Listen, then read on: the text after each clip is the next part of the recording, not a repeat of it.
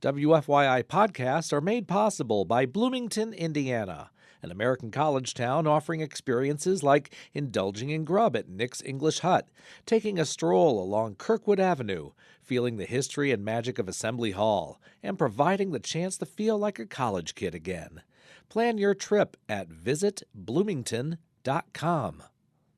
I'm Kyle Long, host of Cultural Manifesto, just one of the local music programs you can enjoy on WFYI.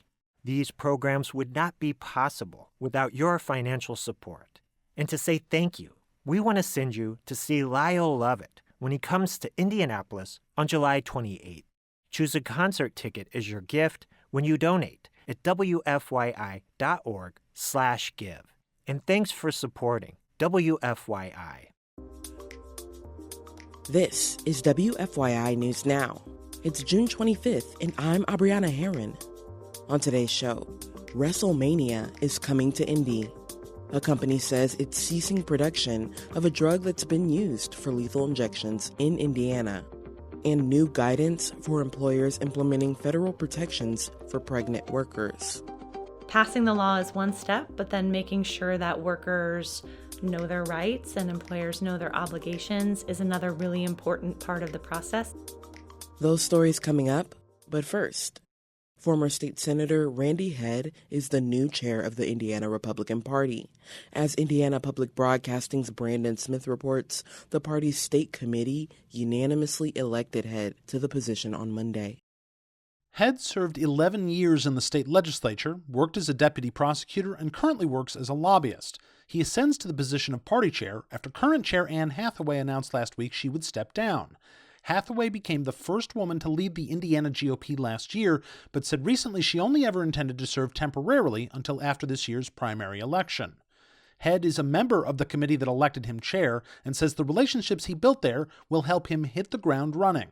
Head was endorsed for the job by Republican gubernatorial candidate Mike Braun. For Indiana Public Broadcasting, I'm Brandon Smith at the State House.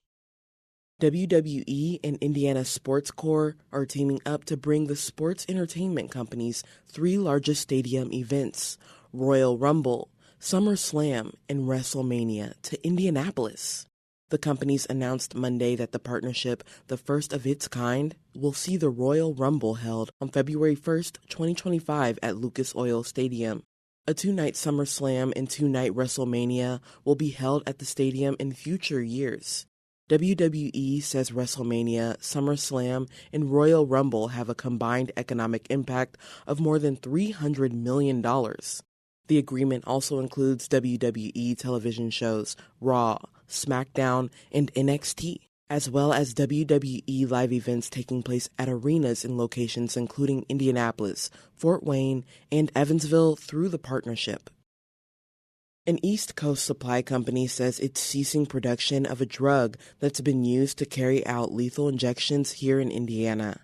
Connecticut-based Absolute Standards Incorporated claims it stopped manufacturing components of pentobarbital in late 2020 at the height of the Trump administration's spree of federal executions in Terre Haute.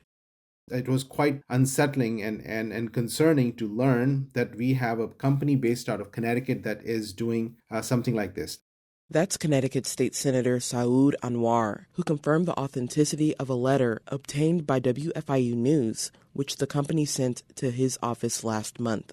Anwar says Absolute Standards was responding to legislative inquiries regarding its alleged connections to 13 lethal injections carried out by the Trump administration.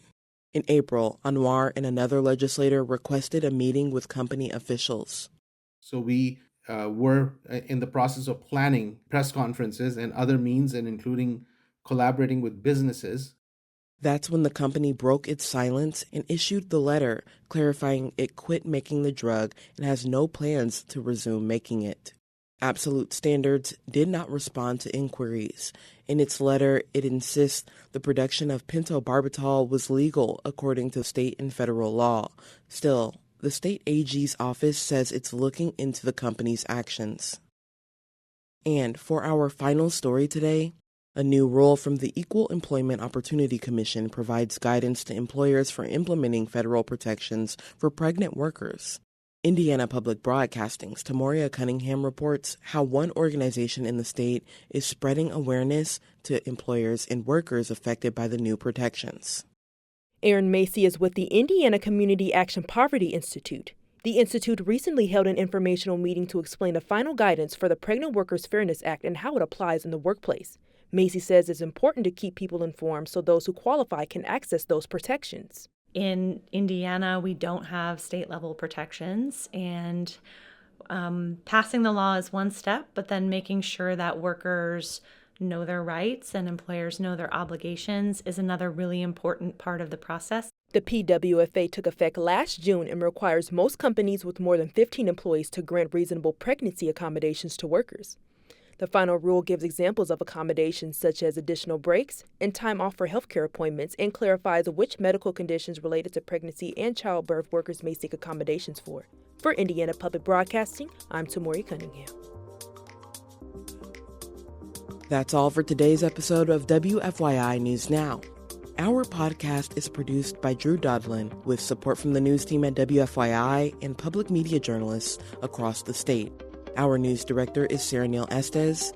Kendall Antron produced our music, and I'm your host, Abriana Herron. If you like today's episode, remember to subscribe and share, and follow WFYI on Instagram, Facebook, and YouTube to check in on our newsroom throughout the day. Thanks for listening. We'll be back tomorrow. WFYI podcasts are made possible by Bloomington, Indiana, an American college town offering experiences like indulging in grub at Nick's English Hut, taking a stroll along Kirkwood Avenue, feeling the history and magic of Assembly Hall, and providing the chance to feel like a college kid again. Plan your trip at visitbloomington.com.